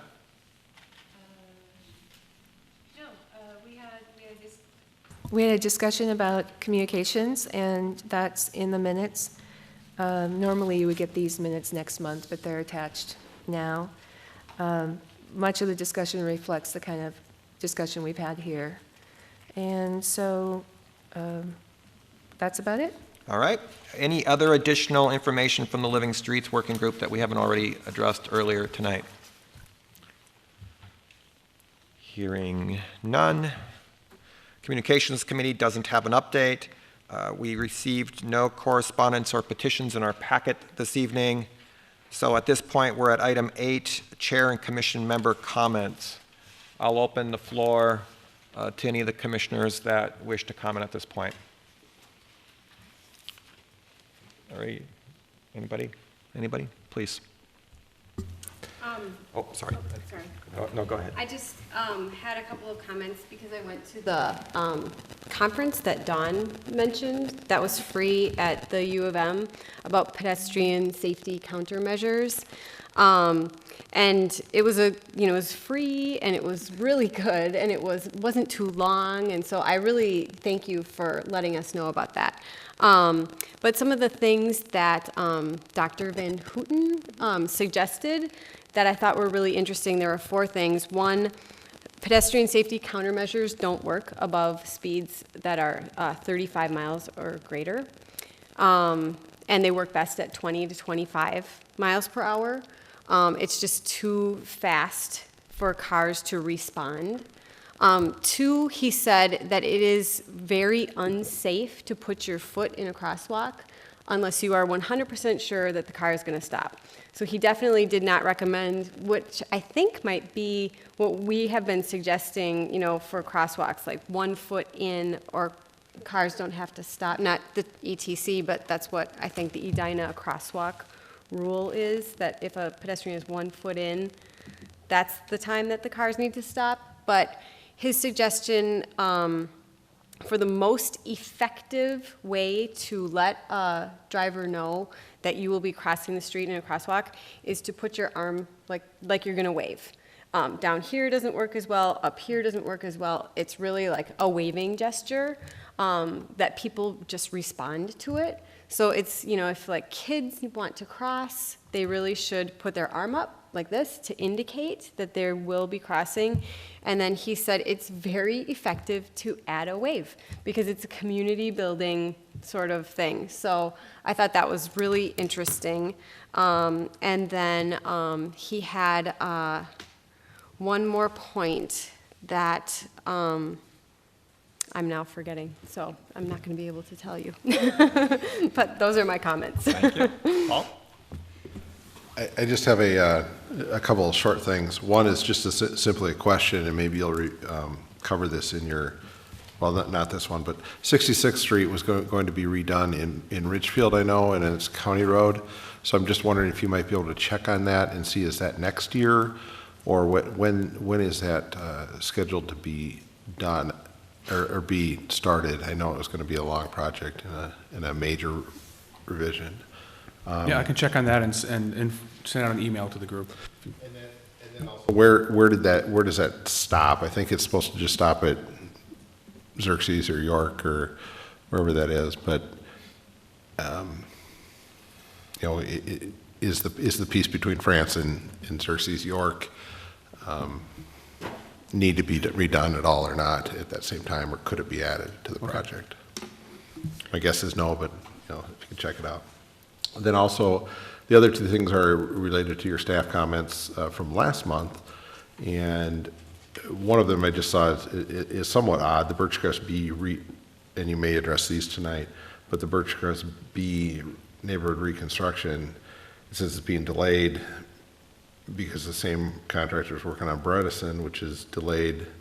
Bredesen's delayed because of a rusted water main. So, I mean, I guess the question there is, does staff look at capacity of a contractor before awarding a project?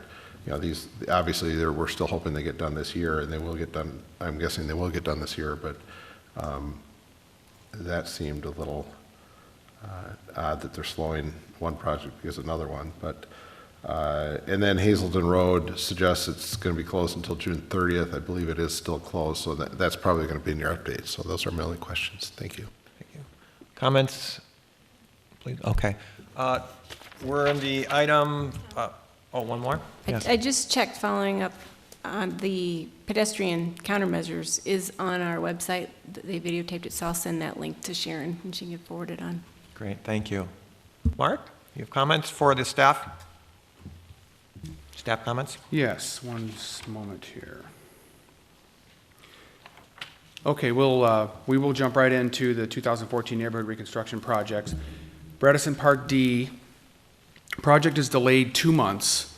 1 month we added 1 month in scope with what Commissioner Nelson was just talking about. The rusted bolts need to be fixed, and that wasn't discovered until the ground was opened up and saw those rusted bolts. So that was a 1 month delay.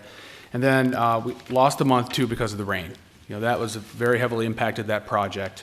And as Commissioner Nelson stated, that same contractor is working on Birchcrest B, and just by the sheer, due to capacity issues, they just aren't able to. The issue is that they could have tried to complete the project, but they weren't real sure, and there's a certain level of service that we want to provide and hope for our neighborhoods and our residents, and so council actually approved that delay to next year for Birchcrest B. That was approved on the 1st by council. Countryside F, I mentioned last time it's ready for pavement. It's still ready for pavement. There was a cul-de-sac and other streets that were under 5 foot of water for a while, so that project, once all the water is gone, will be paved. Struckauer Park B is finished, other than the wear course, which will be put down in the fall. Morningside B was started this week with hydrants and gate valves, and after that, sidewalks will begin, particularly in areas that are outside of the project area. They can start installing those sidewalks shortly. And Todd Park F, which is the cooperative agreement with St. Louis Park, again, we were told the Edina portion would start in mid to late July. It's now looking late July at the earliest. France Avenue pedestrian improvements. Work outside the roadway is essentially complete, with the exception of restoration, because there's some other landscaping work that needs to be done. Currently, they're finishing up work in the medians, so they're still pouring some medians and finishing that up. And then after that, it will take a full week just to coordinate the signals and put pedestrian push buttons and timings and the cabinets, and that's a process that takes a long time, I guess, for the engineers to figure that out. So it's getting close to, the major construction is getting close to being complete on France Avenue. Hazelton Road, again, is still closed, and curb and gutter looks like it'll be finished in about 2 weeks, with pavement complete in early August. So it's sometime between that point when Hazelton Road will open up, and I don't have a very definitive date for you right now on when that might open up. I can perhaps get back to you on that for Hazelton. And just some other miscellaneous items. The advisory communication that the commission prepared regarding the Edina taxicab code and transportation options. I spoke with administration and manager Neal, who suggests this be sent to council as a normal advisory communication, and so that will be done in the August 4th, for the August 4th meeting. That's the next chance we have to do that. And I spoke with Arlene Forrest today regarding that. She called and we spoke, and while she would rather see it move a little more quickly, she seemed to be satisfied that it's moving to council. And one other thing you may be aware of, there's a new app that is out, the Edina To Go app, and it's up and running. I've used it a couple times myself, and I met with communications about working in traffic safety requests into that app. So that's process is ongoing, but it may be up and running by August 1st. But I think it is always open to input from commission and others that are using the app. So depending on where we go, I think I'm going to be talking with staff about how we receive traffic safety requests and in particular stop signs and revisiting some of that. So and that'll be a future topic with the ETC as well. But just to let you know that by this time next month, you should be able to use that app for traffic safety requests. And that's all I have. Great. Dan, please. So before we even release that on agenda to go, would that be appropriate, or what the other commission members said of maybe we put like a screening process, like a Google Doc, where you click like a certain criteria, then it would shoot out, here's a suggestion of what this sounds like you would be suggesting, a yield sign or a traffic calming versus a stop sign, so that we could have a better item to review versus saying no to a stop sign? That may be something that's more appropriate for the website with the app, and I think there are some limitations in terms of what you can do with the customization of that. I do know that when we get calls, I do encourage the traffic safety coordinator to ask questions that try to get to the reason instead of jumping right to the solution. And oftentimes residents do say they hear some of the statistics, we point them to the video that's on the website, and they oftentimes still say, well, I want a stop sign. So, and that's why many of those do move forward like that. But I agree we could focus more on how we receive those requests. I have one other follow-up question. I think since the last meeting, some other highlight you didn't mention tonight, the Xerxes Avenue Bridge is complete, or did I miss that, your comment on that, or? No, it opened, they were to open the first week of July and open the last weekend in June. So I don't believe they have completed all of the signage yet, but the pavement markings and everything have been completed. And the improvements to the bridge itself, we actually have real sidewalks on either side of the bridge. So, I mean, real meaning wider than 3.5 feet or whatever they were before, so. I just wanted to say thank you for opening it a week early. You always hear things that you're not doing right, so I wanted you to say that out I have loud. to thank the so I could county, say or I thank thank the you. state for that, so, okay, I'll pass it on. Okay, well, thank you, everybody. We stand adjourned.